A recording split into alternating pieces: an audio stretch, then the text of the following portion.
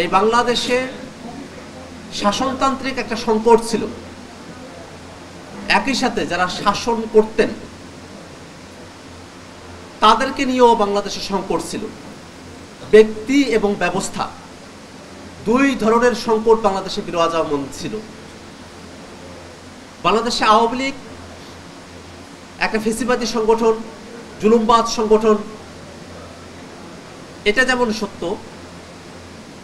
আওয়ামী লীগ বাংলাদেশে জুলুমবাজ হতে পেরেছে, ফেসিবাদী হতে পেরেছে কারণ বাংলাদেশের বিদ্যমান যে সংবিধান, সেই সংবিধান সাংবিধানিক উপায়ে আওয়ামী লীগকে ফেসিবাদী হওয়ার সুযোগটা করে দিয়েছে। ঠিক এই কারণে বাংলাদেশের মানুষেরা 24-এর অভ্যুত্থানে যখন তারা রাস্তায় এসেছেন, তারা যেমন ব্যক্তি শেখ হাসিনা, দল হিসেবে আওয়ামী লীগ, তাদের বিরুদ্ধে যেমন রাস্তায় নেমেছেন, একই সাথে বাংলাদেশের যে শাসন ব্যবস্থা, বাংলাদেশের যে সংবিধান, সেই সংবিধানে কাঙ্ক্ষিত পরিবর্তনের লক্ষ্যে তারা জীবন দিতে রাস্তায় এসেছেন। যদি এরকমটা হতো যে বাংলাদেশের মানুষ শুধু শেখ হাসিনার পরিবর্তনের মধ্যেই নিজেদের সব ধরনের প্রাপ্তিকে তারা অর্জন করেছেন বলে মনে করতেন, তাহলে বাংলাদেশের ছাত্র জনতা অভ্যুত্থানের সময় এবং অভ্যুত্থানের পরে নতুন বাংলাদেশ, বাংলাদেশ 2.0, এই নতুন বাংলাদেশের স্লোগান তারা দিতেন না। কারণ বাংলাদেশের রাজনৈতিক দলগুলোর উপরে দীর্ঘ সময় ধরে একটা অনাস্থার জায়গা তৈরি হয়েছে জনগণের মধ্যে। যারাই ক্ষমতায় গিয়েছেন, যে যায় না, যারাই ক্ষমতায় গিয়েছেন বাংলাদেশ রাষ্ট্রের কাঠামোকে ব্যবহার করে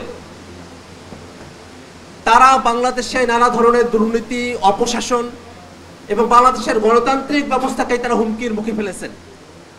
এবং এটা সম্ভবপর হতো আমাদের এই সংবিধানের কারণে।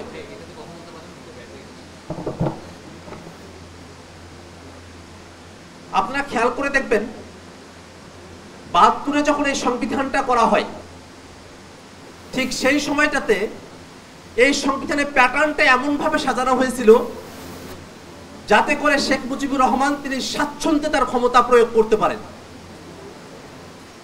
ব্রিটিশরা আমাদের এই উপমহাদেশে যে ক্রিমিনাল বিচার ব্যবস্থা, ফৌজদারি বিচার ব্যবস্থা প্রবর্তন করেছিল, তার যেমন লক্ষ্য ছিল এই উপমহাদেশের মানুষদেরকে নানাবিধভাবে আইনি ফাঁকফোকরের মধ্যে আবদ্ধ রেখে ব্রিটিশ শাসনকে জারি রাখা, ঠিক তেমনি ভাবে 72-এর সংবিধানের ভেতরগত লক্ষ্য ছিল শেখ মুজিবুর রহমান কতটা স্বাচ্ছন্দ্যে তার ক্ষমতা প্রয়োগ করতে পারেন, ক্ষমতার কন্টিনিউটি ধরে রাখতে পারেন, ক্ষমতাকে চিরস্থায়ী করতে পারেন, সেই বন্দোবস্ত প্রতিষ্ঠা করা।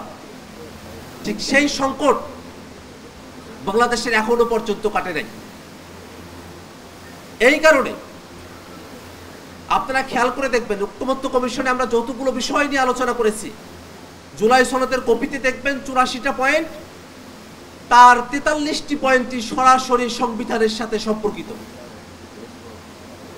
বাংলাদেশে নতুন সংবিধান দরকার কি দরকার না, এই নিয়ে রাজনৈতিক দলগুলোর মধ্যে বিভেদ থাকলেও একটা জায়গায় ঐক্যমত্য আছে যে বিদ্যমান যে সংবিধান, সেই সংবিধানে বাংলাদেশকে চালানো সম্ভবপর নয়, জনগণের পক্ষে বাংলাদেশকে নিয়ে যাওয়া সম্ভব নয়, বাংলাদেশে গণতান্ত্রিক প্রতিষ্ঠানগুলোকে শক্তিশালী করা সম্ভব নয়, বাংলাদেশে গণতান্ত্রিক শাসন ব্যবস্থা প্রতিষ্ঠা করা সম্ভব নয়।